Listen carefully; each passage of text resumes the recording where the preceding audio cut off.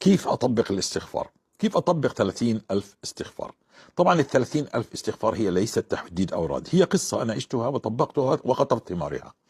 فالموضوع إني أنا مش 30,000، ولكني أنا عشت 30,000 فوجدت ما وجدت من فضل الله. كيف أطبقها؟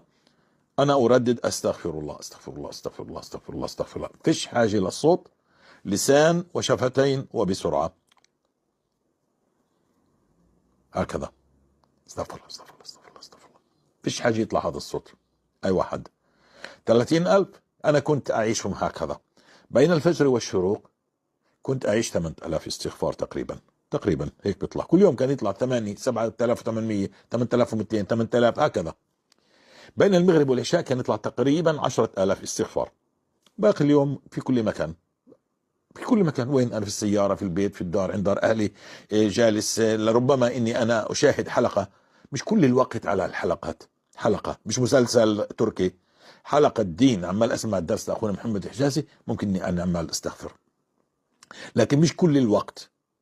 قلت لك أنا كنت أجلس يعني وكنا خلوة بين الفجر والشروق، وخلوة بين المغرب والعشاء، كنت أجلس في المسجد.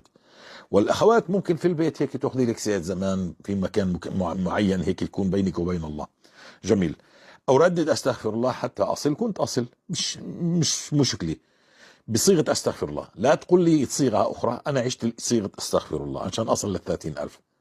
هاي أنا مسؤول عنها أمام الله بهذه الصيغة. فوجدت ما وجدت أن الله يعني قد أبطل عني السحر، كان كسر ظهري، وقضى عني دين جررته سنين طويلة، وأنا أتهم التجارات، وأنا كنت أتقلب بين العبادات، ولكنه ما قضي هذا الدين وأبطل هذا السحر، حتى إني لزمت الاستغفار بصيغة أستغفر الله أستغفر الله أستغفر الله.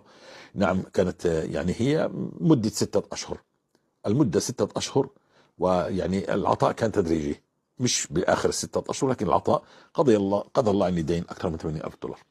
نعم. الآن سورة البقرة، أنا بالصدفة مش قرآن منزل، أخذت سورة البقرة أول يوم مرة 28/9/2019، أول يوم مرة، ثاني يوم بدأت 4 مرات، هكذا. عندي وقت، أنا إنسان مستقل، فكنت أوزعها كل الوقت. فقرأتها من الموبايل، من المصحف، ومش من المصحف، بالدار وبالسيارة، في كل مكان، في المسجد.